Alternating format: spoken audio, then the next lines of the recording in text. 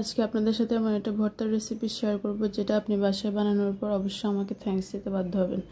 তো এত মজার একটা ভর্তার রেসিপি আমি খুবই সহজভাবে দেখানোর চেষ্টা করেছি। চলেন শুরু করি আজকের রেসিপিটা। আমি এখানে একটা আলু নিয়েছি আর কয়েকটা পটল নিয়েছি। আমি এক আলু আর পটলের খোসাগুলো ছাড়িয়ে নিব। আলু আর পটলের পরিমাণটা ডিপেন্ড করবে আপনি কতটুকু পরিমাণ তৈরি করতে চাচ্ছেন। আপনি যদি বেশি পরিমাণ তৈরি করতে চান সেক্ষেত্রে আলু আর পটলটা বাড়িয়ে কমিয়ে নিতে পারেন।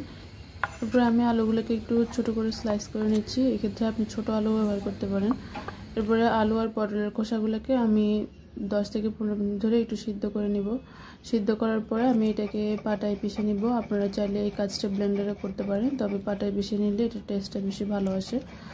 আমি এখানে ফার্স্টে আলু পটলের খোসাগুলো একসাথে নিয়েছি, তবে আপনারা চেষ্টা করবেন আগে খোসাটা বেটে ফেলার, এরপরে আলুটা বেটে ফেলার, না হয় দুইটা একসাথে করতে একটু কষ্ট হয়।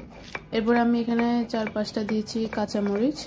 কাঁচামরিচগুলো আমি টেলে নিয়ে কাঁচাটাই দিয়েছি। কাঁচামরিচটা যেহেতু বেটে নেওয়া হবে তাই আপনারা চাইলে একটা স্প্যাচুলার বা হাতের গ্লাভস ব্যবহার করতে পারেন, এতে করে আর হাত জ্বালা পোড়া করার ভয় থাকবে না। এতে আমি আলু আর মরিচটা বেটে নিয়েছি। এরপরে এখানে দিয়েছি 1/2 কাপের মতো ছোট রসুনগুলোকে আমি খোসা ছাড়িয়ে ভালোভাবে ধুয়ে পরিষ্কার করে নিয়েছি। আপনারা চাইলে এখানে বড় রসুন ব্যবহার করতে পারেন।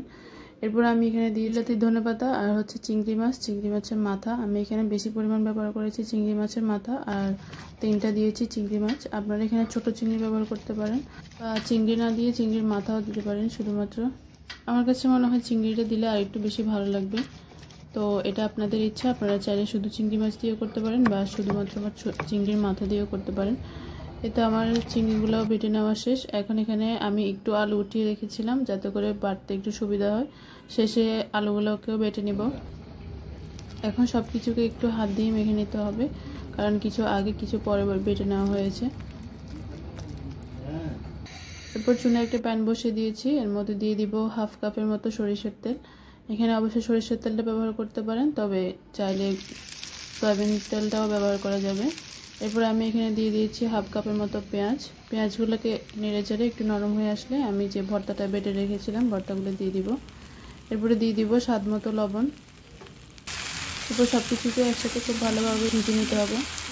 তেলটা একদম ভর্তার গায়ে গায়ে লেগে যাওয়া পর্যন্ত, ভর্তাটা যতক্ষণ না ফ্যানের গা ছেড়ে আসতেছে ততক্ষণ পর্যন্ত এটাকে নেড়ে নিতে হবে। তেলটা একদম খুব ভালোভাবে ভর্তা অ্যাবজর্ব করে ফেলবে। এরপরে ভর্তাটা একদম প্যানের গা ছেড়ে দিবে, তখন বুঝতে হবে যে ভর্তাটা হয়ে গিয়েছে।